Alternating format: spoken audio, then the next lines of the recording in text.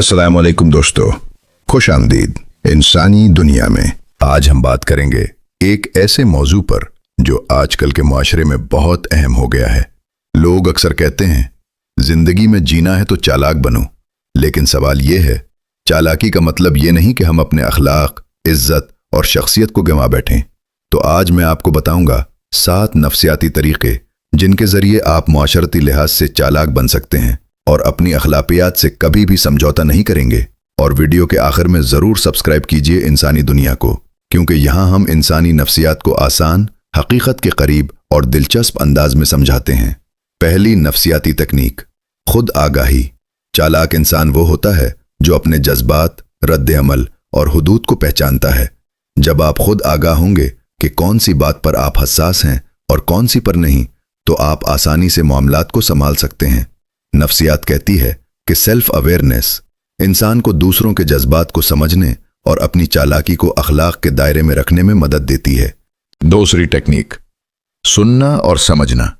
चालाक इंसान वो होता है जो सबकी बात सुनता है लेकिन हर बात पर यकीन नहीं करता। यहाँ फर्क ये है कि अक्सर लोग दूसरों की बात पर फौरन रद्द अमल देते हैं, जबकि समझदार चालाक शख्स पहले सुनता, समझता और फिर फैसला करता है। ये न सिर्फ आपको बेवकूफ़ बनाने वाले हालात से बचाता है, बल्कि आपकी अखलाकी इज्जत को भी बरकरार रखता है। तीसरी टेक्निक, जज्बात पर काबू।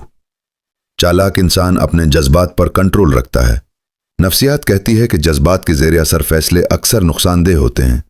अगर आप गुस्से, हसद या खौफ में आकर काम करेंगे तो आप अखलाक से गिर जाएंगे।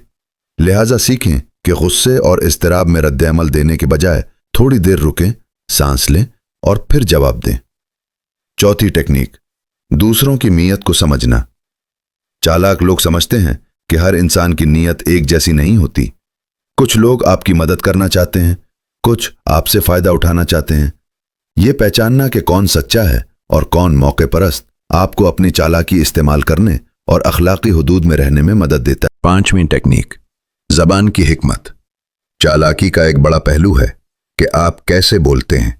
नफ्सियात के मुताबिक जो लोग अपनी बात मौसर और नरम अंदाज में बयान करते हैं वो कम तसादुम में आते हैं और ज़्यादा असर डाल सकते हैं।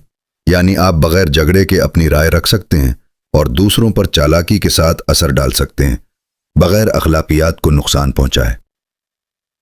छठी टेक्निक, छोटे इक़दामात में चालाकी। चालाकी एक दिन में नहीं आती, ये रोज़मर्रा की छोटी आदत में परवान चढ़ती है।